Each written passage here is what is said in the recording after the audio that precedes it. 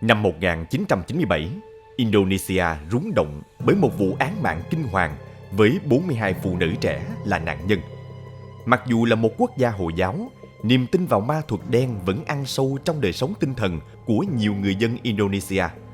Họ thường tìm đến các thầy phù thủy để cầu mong cuộc sống sung túc, tình duyên thuận lợi hoặc sự nghiệp thăng tiến. Vụ án mà chúng ta sẽ cùng tìm hiểu hôm nay cũng bắt nguồn từ niềm tin mê tín đầy u ám này. Một thầy phù thủy với tham vọng gia tăng năng lực siêu nhiên đã ra tay sát hại 42 phụ nữ trẻ, tin rằng việc uống nước bọt của họ sẽ giúp hắn trở nên bất khả chiến bại. Vậy điều gì đã khiến người dân đặt niềm tin mù quáng vào kẻ thủ ác này? Và tại sao phải đến nạn nhân thứ 42, tội ác kinh hoàng mới bị phơi bày? Các bạn đang theo dõi kênh Văn Tùng Siêu Kỳ Án và mình là Tấn Khoa. Nếu các bạn yêu phá án và những câu chuyện trinh thám hấp dẫn, hãy để lại một like và subscribe để ủng hộ cho Văn Tùng Siêu Kỳ Án. Và bây giờ, mời các bạn cùng theo dõi diễn biến vụ án. Indonesia, quốc gia với 88% dân số theo đạo Hồi, lại tồn tại một niềm tin mạnh mẽ vào các thầy cúng và phù thủy, được gọi là Dukun. Những người này được cho là có khả năng điều khiển thời tiết, cầu mưa hay thậm chí gây hạn hán. Tuy nhiên, một số Dukun lại đi theo con đường đen tối của ma thuật đen, thực hiện các nghi lễ nguyền rủa, trù ếm, gây ảnh hưởng đến vận mệnh cá nhân, thậm chí là sát hại. Hiện tượng Dukun đặc biệt phổ biến ở các vùng nông thôn nghèo, nơi trình độ dân trí còn hạn chế, tạo điều kiện cho sự lan rộng của những quan niệm mê tín này. Đáng ngạc nhiên, không chỉ người dân bình thường mà ngay cả một số quan chức cấp cao cũng tìm đến Dukun để cầu xin sự giúp đỡ. Một khảo sát cho thấy 69% người Hồi giáo Indonesia tin vào ma thuật đen và lời nguyền, với hy vọng thay đổi vận mệnh thông qua các phương pháp tâm linh.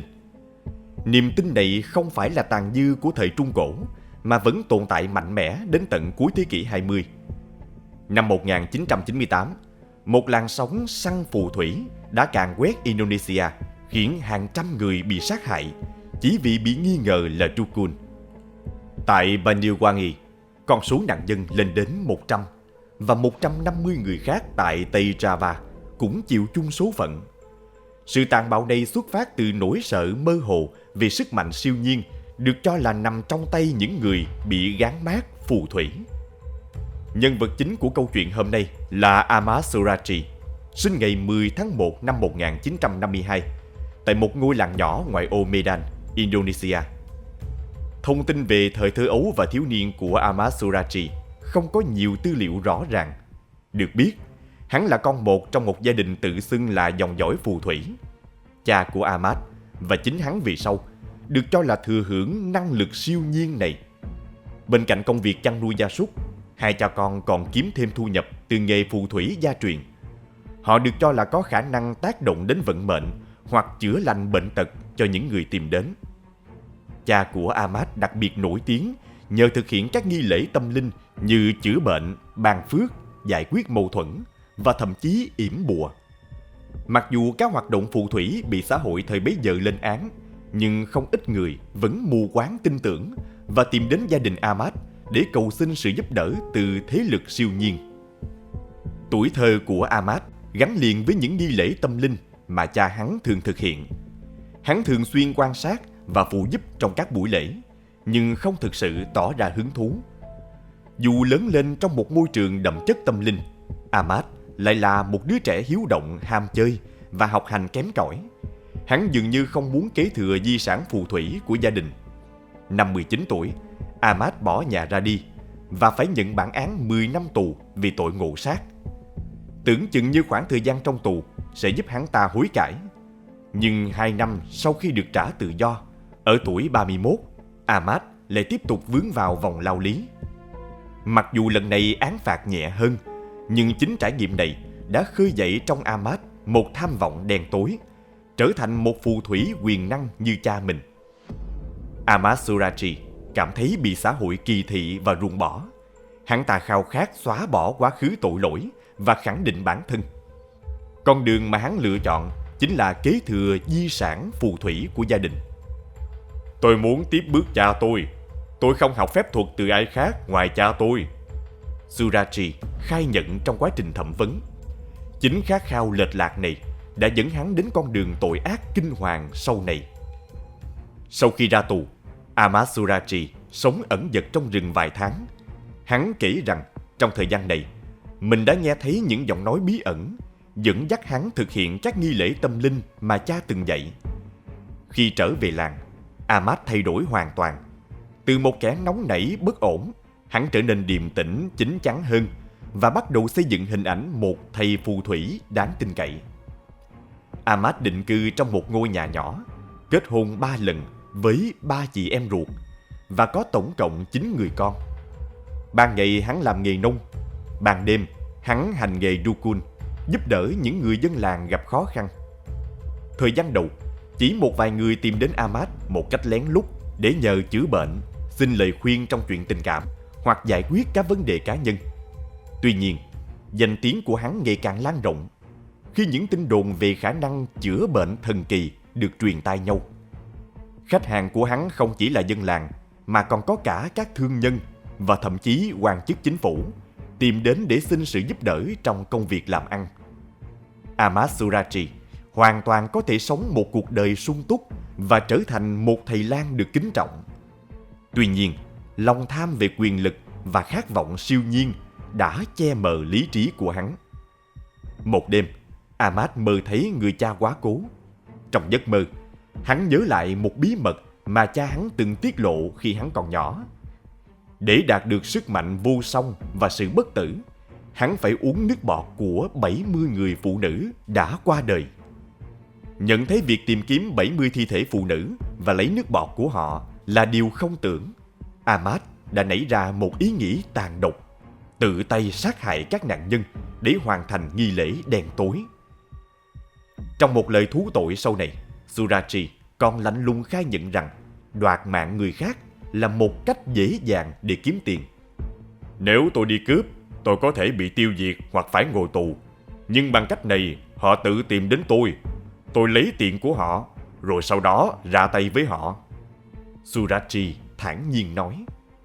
Hắn ta bắt đầu nhắm mục tiêu vào những phụ nữ tìm đến nhờ hắn cầu duyên hoặc cứu vãn hôn nhân. Thậm chí, khi không thể kiên nhẫn chờ đợi con mồi tự tìm đến, Surachi còn gọi gái bán hoa đến nhà để sát hại. Sự tàn nhẫn và máu lạnh của hắn ta khiến người nghe không khỏi rùng mình. Một buổi tối, một cô gái trẻ tên Kamala tìm đến nhà Ahmad Surachi. Cô hy vọng nhờ sức mạnh phù thủy của hắn để níu kéo người yêu đang muốn chia tay. Giống như nhiều khách hàng khác, Kamala giữ kín việc tìm đến Ahmad với gia đình và bạn bè vì sợ bị đánh giá. Ahmad nói với cô rằng có một nghi lễ đặc biệt có thể giúp cô đạt được điều mình muốn. Nghi lễ ẩn mình tạm thời trong lòng đất. Theo lời Ahmad, nghi lễ này yêu cầu Kamala đứng trong một cái hố sâu đến thắt lưng vào lúc nửa đêm, với chi phí lên đến $400. Tin rằng đây là con đường duy nhất để cứu vãn mối quan hệ của mình, Kamala đồng ý mà không chút nghi ngờ. Ahmad dẫn cô đến một cánh đồng mía gần nhà, nơi hắn đã đào sẵn một cái hố. Hắn yêu cầu cô bước xuống hố và bắt đầu lấp đất lên người cô. Kamala hoàn toàn tin tưởng vào nghi lễ tâm linh này. Nhưng khi đất đã vùi đến phần thân dưới, Ahmad bất ngờ dùng dây thừng khống chế cô. Nạn nhân không thể chống cự. Sau khi Kamala không còn thở, Ahmad ngửa đầu cô ra sau và thực hiện hành vi kỳ quái với nước bọt của cô. Hắn nhanh chóng cởi bỏ quần áo của Kamala và chôn cô xuống hố với khuôn mặt hướng về phía nhà mình. Ahmad tin rằng điều này sẽ giúp linh hồn của nạn nhân dễ dàng liên lạc với hắn khi cần. Không ai biết liệu hành động tàn bạo và mê tín này có thực sự mang lại sức mạnh cho Ahmad hay không. Nhưng danh tiếng của hắn như một dukun ngày càng lan rộng. Tiếng lành đồn xa về khả năng của Ahmad và ngày càng nhiều phụ nữ tìm đến hắn để được giúp đỡ trong chuyện tình yêu, gia đình và cuộc sống. Vì sợ điều tiếng, các khách hàng thường giấu kín việc tìm đến Ahmad, vô tình biến họ thành con mồi hoàn hảo cho tội ác của hắn. Sự mất tích của họ không gây ra sự chú ý và không ai biết họ đã đi đâu. Khách hàng của Ahmad đến từ khắp nơi, không chỉ các làng lân cận mà còn từ những thành phố xa xôi. Nhiều người trong số họ là phụ nữ làm việc trong ngành dịch vụ, hy vọng cải thiện cuộc sống hoặc công việc. Trong suốt 11 năm, Surachi âm thầm thực hiện kế hoạch tàn độc của mình. Hắn tỉ mỉ sắp đặt từng bước để dụ dỗ những người phụ nữ đến một cách bí mật, nhằm che giấu tội ác của mình. Mọi chuyện tưởng chừng như hoàn hảo, cho đến khi hắn gặp Sri Kemala Devi, 21 tuổi, nạn nhân cuối cùng của hắn. Ngày 27 tháng 4 năm 1997, một nông dân trẻ tình cờ phát hiện một gò đất bất thường trong lúc đang thu hoạch thức ăn cho gia súc tại cánh đồng mía. Anh ta lập tức báo cáo cho trưởng làng, ông Sugito. Ông Sugito sau đó đã cùng một số người dân khác đến kiểm tra. Họ cắm một cây gậy xuống gò đất và ngay lập tức ngửi thấy mùi hôi thối bốc lên. Linh cảm có điều chẳng lành, ông Sugito báo cáo với chính quyền địa phương và được yêu cầu khai quật gò đất. Ông Sugito kể lại, họ dặn nếu tìm thấy thi thể, chúng tôi phải giữ nguyên hiện trường và báo ngay cho họ. Sau 2 giờ đào bới miệt mài, 6 người đàn ông đã phát hiện ra thi thể một phụ nữ không mặc quần áo. Cảnh sát nhanh chóng có mặt tại hiện trường. Dân làng nhận ra nạn nhân là Dewi, 21 tuổi, và gia đình cô được gọi đến để nhận dạng. Bà Asana, mẹ của Dewi cho biết bà chỉ cần nhìn vào đôi chân cũng đủ nhận ra con gái mình. Đó giống như một cơn ác mộng. Tôi không thể tin nổi đó là con gái tôi. Nhưng sự thật là con bé đang nằm bất động ngay trước mắt tôi. Bà Asana nghẹn ngào. Lần cuối cùng người ta nhìn thấy Dewi là 3 ngày trước khi thi thể cô được phát hiện. Không ai biết chuyện gì đã xảy ra với cô. Vụ án rơi vào bế tắc do thiếu manh mối và nghi phạm. Tuy nhiên, một tia hy vọng đã lóe lên khi một người lái xe kéo đến đồn cảnh sát cung cấp thông tin quan trọng, mở ra bước ngoặt cho cuộc điều tra. Xe kéo, một phương tiện giao thông phổ biến thời bấy giờ, là một chiếc xe chở khách được gắn vào xe đạp. Người lái xe kéo kể rằng vài ngày trước, anh ta đã chở Kamala đến vùng ngoại ô thành phố. Cô yêu cầu dừng xe gần một cánh đồng mía, nói rằng mình sẽ gặp một Dukun, thầy phù thủy. Trước khi rời đi, Kamala dặn dò anh ta không được tiết lộ chuyện này với bất kỳ ai, vì việc tìm đến thầy phù thủy bị coi là điều đáng xấu hổ. Khi được hỏi lý do đến gặp Dukun vào đêm khuya, Kamala né tránh trả lời, trả tiền xe và nhanh chóng rời đi. Vì cô không yêu cầu đợi, người lái xe kéo quay trở lại thành phố ngay sau đó. Tuy nhiên, khi nghe tin cô gái bị sát hại và thi thể được tìm thấy ở gần khu vực mà anh ta đã đưa cô đến, người lái xe cảm thấy cần phải báo cáo sự việc với cảnh sát. Thông tin này khiến các điều tra viên vô cùng bất ngờ. Lý do là bởi chính Ahmad Surachi, người được nhắc đến trong lời khai, đã tham gia cùng trưởng làng và dân làng trong quá trình khai quật thi thể của Kamala. Không chỉ vậy, Ahmad còn trấn an mọi người rằng đây là trò đùa của ma quỷ nhằm đánh lạc hướng sự nghi ngờ. Cảnh sát nhanh chóng tiến hành bắt giữ Ahmad Surachi. Mặc dù ban đầu hắn ta một mực phủ nhận mọi cáo buộc, nhưng việc phát hiện quần áo và vòng tay của Kamala trong nhà hắn đã khiến Ahmad không thể chối cãi và buộc phải thú nhận tội ác của mình. Ban đầu, hắn khai nhận đã sát hại 13 phụ nữ. Tuy nhiên, con số này liên tục tăng lên 20, 30 và cuối cùng dừng lại ở con số kinh hoàng 42 nạn nhân. Tất cả đều được chôn giấu dưới cánh đồng mía gần nhà hắn. Surachi bình thản khai nhận một cách đáng sợ. Ai cũng có điểm mạnh và điểm yếu riêng. Nếu tôi nhớ không nhầm, tôi đã ra tay với 42 người phụ nữ. Tôi biết mình sẽ bị bắt. Tôi không hề tìm cách trốn chạy khi nhìn thấy cảnh sát, bởi tôi chấp nhận số phận của mình. Quy mô của vụ án buộc cơ quan điều tra phải huy động máy xúc để khai quật toàn bộ khu vực cánh đồng mía, tìm kiếm thi thể các nạn nhân.